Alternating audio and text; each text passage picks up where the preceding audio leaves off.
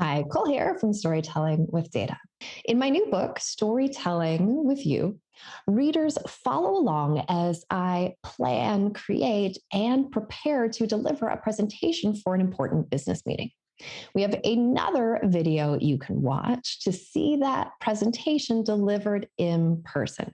And it is my view that critical presentations, for example, one where an important decision is being made, should be delivered in person when possible.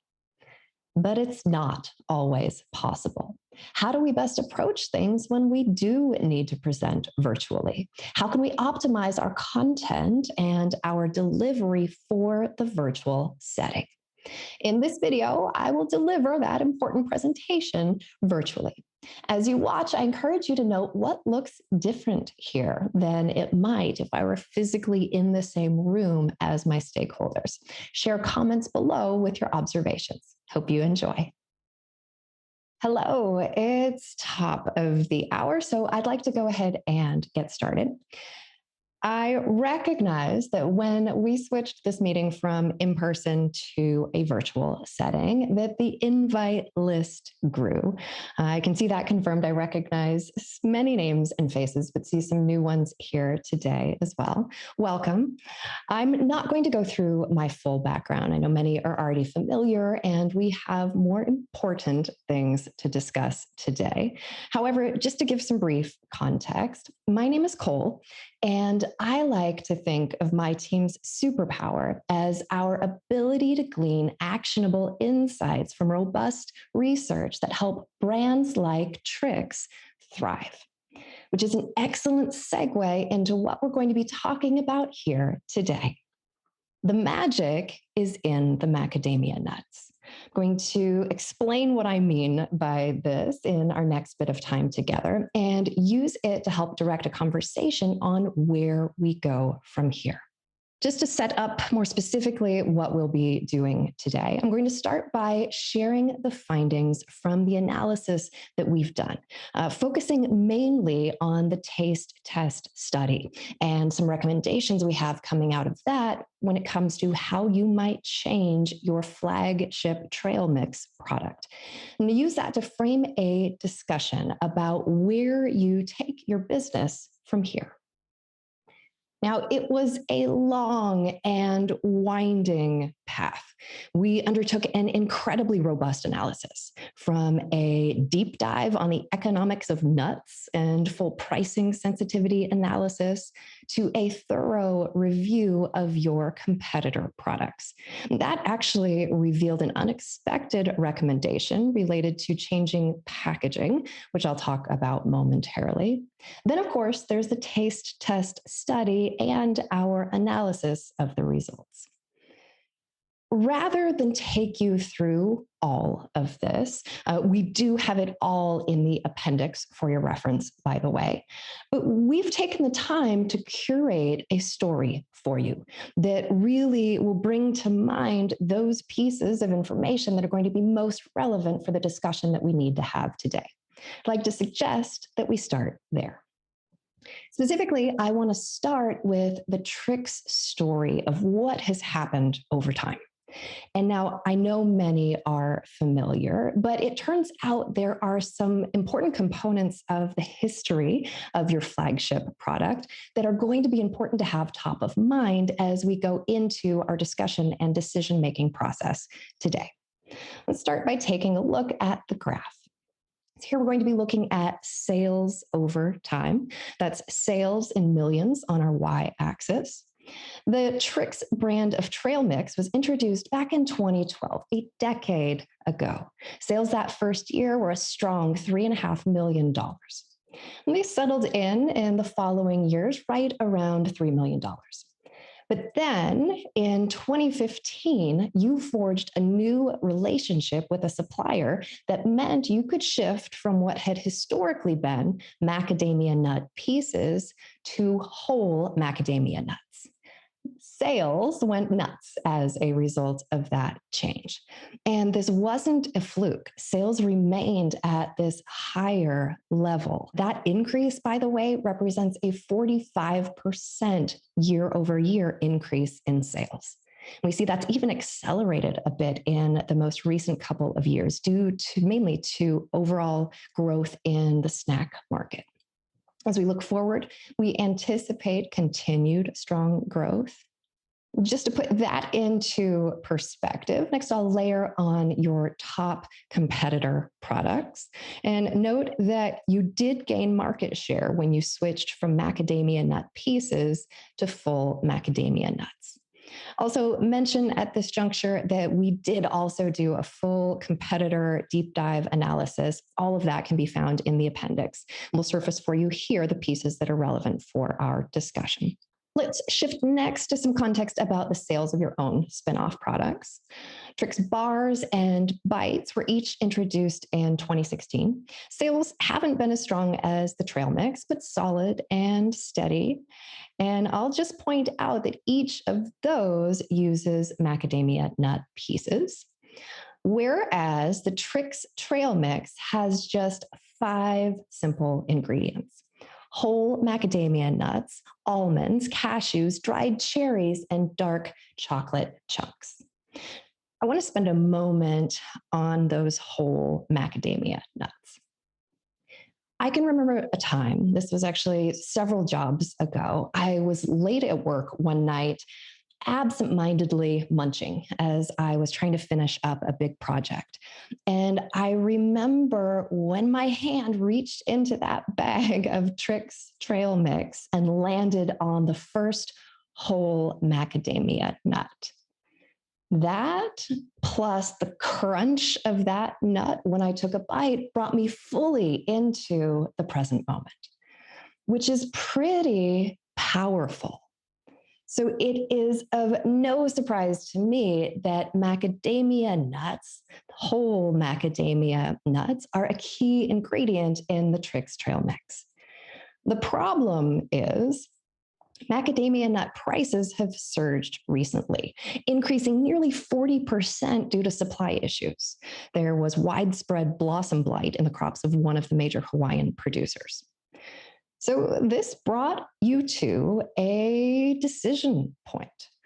Do you increase price to account for the macadamia nut cost increase, or work to reduce cost by looking at an alternative blend that's less reliant on macadamia nuts for the trail mix? Now, our market research and specifically the pricing analysis made it pretty clear to us that consumer purchasing patterns aren't going to support a much higher price point, at least not higher enough to make up for your increase in cost. And we shared this with you at an earlier check-in and made the decision at that point that we would focus the rest of our effort on strategies for decreasing cost, specifically by looking at alterations to the blend of the popular TRIX trail mix. And so that is what I want to take you through momentarily, because before that was a finding that came up as part of our deep dive into competitors that I want to spend a moment on first. Before we get to the taste test, I want to take you through an unexpected finding. This was part of our competitor deep dive, where we decided to do some testing with your packaging. So your current TRIX packaging looks like this. We tested that against a version that has a view window, allowing potential purchasers to see the product directly. What we found is that view window increases purchase intent by a marked amount. There's no substantive cost impact to switching the packaging. So we think it's a no-brainer to change up the packaging, introducing that view window. Let's shift gears and talk about the taste test. We assessed your original mix against 2 alternative mixes. So just as a reminder, your original mix includes whole macadamia nuts, almonds, cashews, dried cherries, and dark chocolate chunks. Alternative A eliminates the macadamia nuts, increases almonds, and adds dried apricots. The rest of the ingredients remain unchanged. Alternative B replaces macadamia nuts with hazelnuts, also adds flaked coconut. And again, the rest of the ingredients remained unchanged. We'd made these mixes, we'd been snacking on them around the office to our own great delight. And so we were pretty excited to see what potential consumers would say. Unfortunately, our positive sentiment wasn't shared broadly. The original mix was preferred overall. On a liking scale of 1 to 9, the original mix scores 8.1, which is actually a very high score. Just put some additional context around this. We asked people a simple question: how much do you like the sample? And asked our taste testers to assess that on a 9-point hedonic scale, reaching from dislike extremely at the left to like extremely at the right. Here's our original mix at 8.1. As I mentioned, both alternatives score lower than this. Now, I'm going to do something a little different next and replace the ends of those bars with circles. I do that so I can collapse these all onto a single line, which gets me some space to be able to add the additional dimensions that we had people assess: appearance, texture, taste.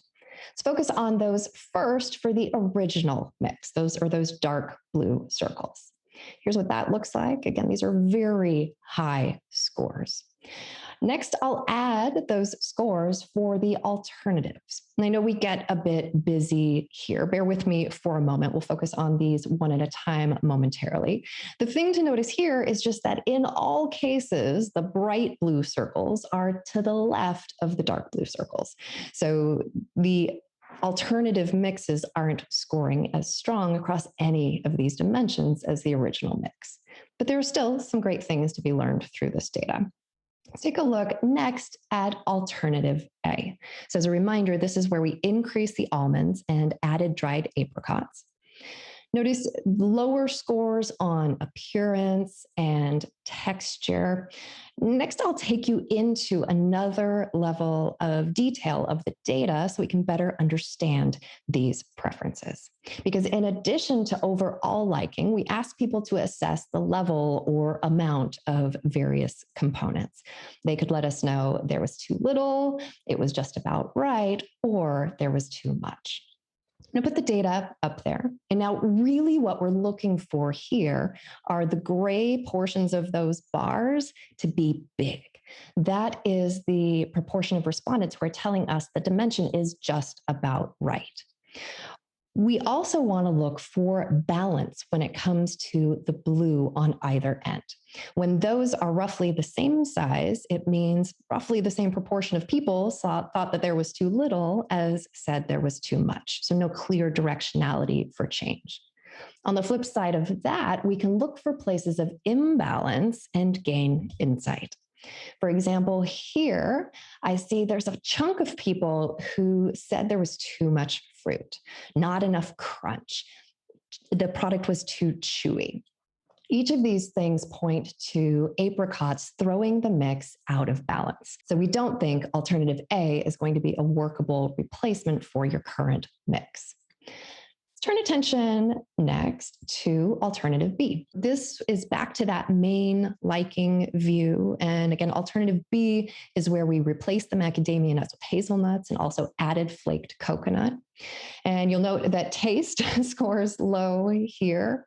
We were actually nearly ready to just throw this one out the window entirely based on that. But then we started looking at the next layer of data. And we found some interesting things there. Here now is the too little, just about right, too much view for alternative B. Notice in this case that a lot of those gray bars are quite large. Remember, that represents the proportion of respondents who are saying this dimension is just about right. These scores are actually higher than the original mix in some cases. So there's some really good balance going on here. But we also saw something that was confusing, which is that a chunk of people thought the mix was too salty. This was counterintuitive to us because neither the hazelnuts nor the flaked coconut should have been adding any appreciable saltiness to the mix. But clearly, this meant something was out of balance. So we turned to some additional data we had collected to better understand that. Let's go back to that overall liking picture. Only here, we are asking people to assess individual ingredients. Put the data up there. Whole macadamia nuts are up at the top. They're magical, right? People love them. We knew that. What we didn't know is that people really dislike hazelnuts. And actually, that's not quite the right wording. Also, this middle of the road average is misleading because it turns out hazelnuts are very polarizing, meaning people either love them or really dislike them. Hazelnuts are not going to be a good substitute for macadamia nuts in your mix. We did also notice some new information here that we didn't know before, which is that people really enjoy flaked coconut. So this got us thinking. We were concurrently starting to read through verbatim comments that the test tasters had left us. And there was an idea that we'd been starting to have that was popping up there as well. I'm going to go to one of those verbatim comments and just give you a moment to read it.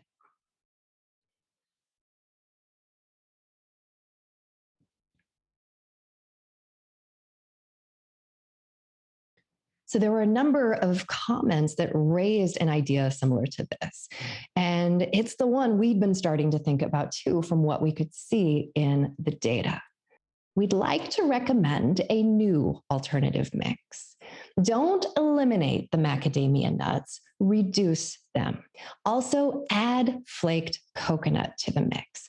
People love it, and it brings a balance in a way that's maybe even better than what you had before. It also brings your cost of production down to where you need it to be. Overall, we think people are going to go nuts. The way we see it, you have three options to consider. And which path you pursue is really going to depend on what's more important, consumer preference or cost. Also, your risk tolerance is going to come into play.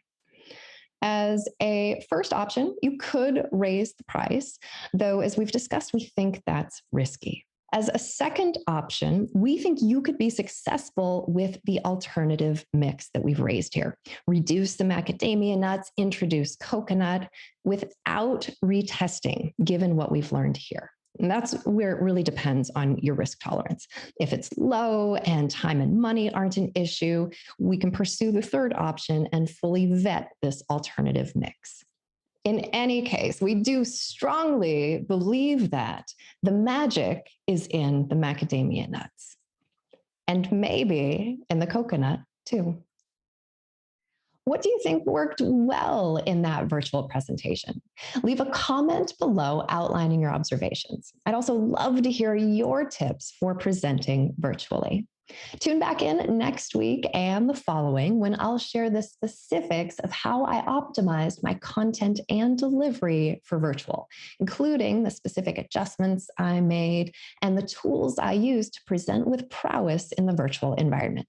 If you haven't already, I also encourage you to watch the video of that presentation delivered live in the meeting room. In that version, you get to hear about what happened after that too. Thanks very much for tuning in.